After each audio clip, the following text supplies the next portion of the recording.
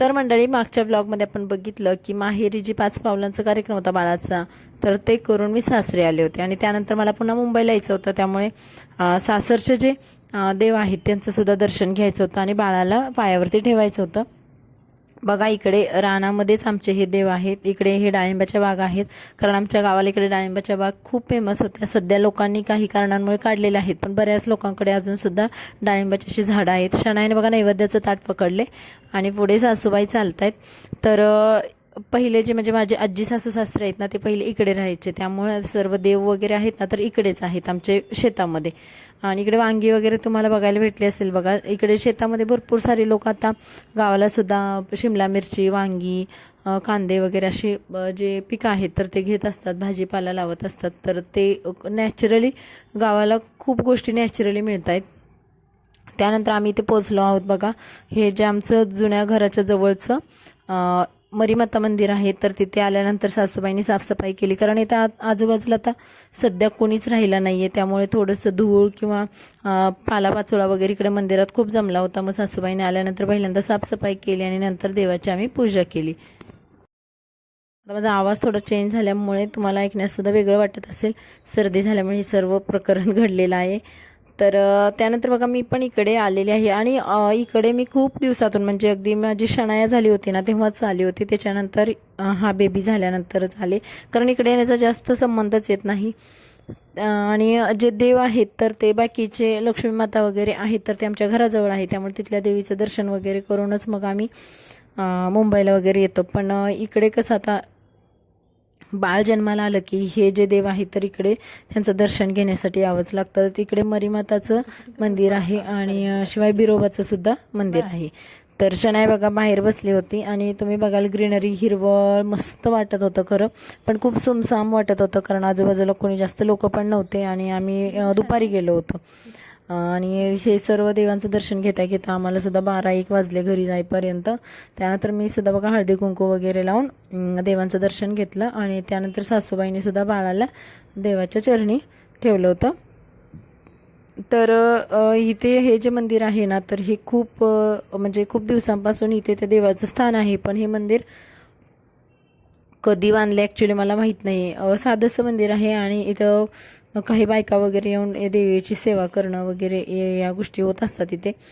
त्यानंतर आम्ही दर्शन घेतलं मस्तपैकी आणि हळदी कुंकू वगैरे लावून तिथून निघालो. तर नैवेद्य जे आणले होते तर ते नैवेद्य इकडे सासूबाईंनी अगोदरच पूजा करून ते नैवेद्य वगैरे ठेवल्यानंतर बाळाला वगैरे ठेवून आम्ही इथं दर्शन घेऊन निघालो. ते जे आम्ही 4-5 देवांचं दर्शन घेतलं होतं ना, तर ते सर्व देव बाजूबाजूला होते, पण थोडेशा अंतरावरती होते. आणि हा एकदम मळ्यातला शेतातला परिसर असल्यामुळे ना चालणं पटपट जमत नव्हतं मला पण. आणि खूप दिवसानंतर मी पण बाहेर पडले होते. म्हणजे आईच्या तिथले जे देव होते माहेरचे माझ्या, ते अगदी थोड्या थोड्या अंतरावरती आहेत, पण सासरचे देव आहेत ना ते थोडे मळ्यामध्ये आहेत. त्यामुळे आम्हाला इकडं जास्त फिरावं लागत होतं. तर बघा, हे पण आहे मक्याचे वगैरे, आताच मका वगैरे लावलेली दिसते. तर इकडे वारोळसुद्धा तुम्हाला दिसत असेल बघा. आणि शनायाला हे खूप नवल वाटत होतं की वारोळ तिनं पहिल्यांदाच बघितलं होतं, ते मुंग्याने बनवलेलं वारोळ. तर तिला असं वाटत होतं की ते साप वगैरे कसं नाही बाहेर येते वगैरे. तर मुलांचं बघा किती कुतूहल असतं ना. तर मी इकडे बाहेर बाळाला घेऊन उभी होती आणि सासूबाई आतमध्ये पूजा करत होते. आता इकडे ताई यायचं वगैरे हे मंदिर आहे, छोटंसं मंदिर आहे आणि आजूबाजूचा तुम्ही परिसर बघाल पूर्ण पूर्ण हिरवा आहे. काही लोकांनी गहू केलेला आहे, काही लोकांनी मका वगैरे असं धान्य जे आहे वेगवेगळे ते पेरलेलं आहे. तर इथे सुद्धा नैवेद्य वगैरे ठेवून देवाचं दर्शन घेऊन आम्ही पुढे निघालो. आता पुढचा जो देव आहे ना, तर तिकडे आम्ही जाणार आहोत. तर ते आहे सटवाई. तर आमच्याकडे कसं असतं की पहिली मुलगी किंवा झाली असेल किंवा पहिल्या बाळाच्या वेळेस ना ती सटवाई केली जाते. आता आमच्या इथे कसं सटवाईचं मंदिर नाही आहे स्पेशली तिथे, पण तिथे असं तिचं स्थान आहे असं म्हटलं जातं आणि तिथे तिची पूजा केली जाते. तर पहिल्या बाळाच्या वेळेस मग ते सटवाई करणं, परत त्याच्यावरून ते शेळीचं जे बाळ असतं तर ते ओवाळून उतरून ठेवलं जातं. अशा भरपूर साऱ्या गोष्टी असतात सटवाई पहिल्या बाळाच्या वेळेस. आता हा माझा सेकंड बेबी असल्यामुळे फक्त हळदी कुंकू, नैवेद्य आणि दर्शन याच गोष्टी होत्या. तर तिथे सुद्धा बघा आम्ही अशा पद्धतीने सासूबाईंनी पूजा केली. त्यानंतर मी सुद्धा मग हळदी कुंकू लावून वगैरे दर्शन घेतलेलं आहे. आता इथे मळ्या शेतात ना कसं होतंय, रोजचं येणं जाणं असतं आमच्या सासऱ्यांचं सासूबाईंचं. पण आम्ही इकडे जास्त म्हणजे येतच नाही, कारण इकडं शेती आमच्या घरापासून खूप लांब आहे आणि यायचं म्हटलं की बाईकवरतीच यावं लागतं. आणि तेवढे दिवस जास्त गावी पण नसतो, मग इकडे जास्त येणं होत नाही. तर मी शनायाच्या वेळेस सटवाई वगैरे माझ्या शनायाची केली होती. आणि त्यानंतर बघा इथं असं अगरबत्ती वगैरे लावलेली आहे. आता इथे अगरबत्तीला कसं ते पेटवून वगैरे लावले नाही, कारण आजूबाजूला रानं आहेत आणि उगीच पालापाचोळा वगैरे जर लागला त्याला आग वगैरे तर बिनकामाचं ते त्रास नको म्हणून अशीच अगरबत्ती खोचून ठेवली. बाळाला देवाच्या पायावरती ठेवलं.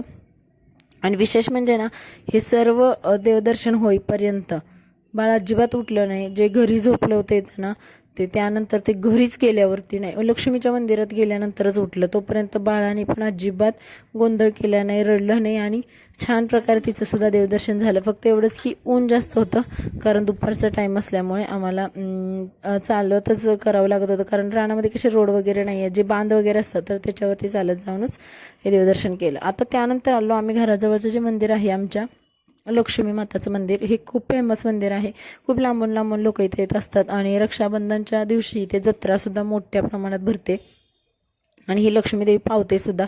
आणि जे लक्ष्मीदेवी जे इथे आवारामध्ये राहतात तर इकडे रॉकेल वगैरे वापरण्यास मनाई आहे, वापरतच नाही आहेत आमच्याकडे रॉकेल.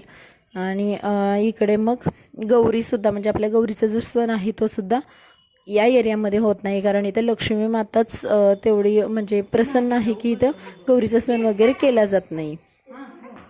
त्यानंतर हे मंदिर इतकं छान बनवले ना, खूप वर्षापासूनचं हे मंदिर आहे, पण आत्ता सध्या त्याचे डिझायनिंग किंवा त्याचं डेकोरेशन वगैरे खूप भारी प्रकारे केलेलं आहे.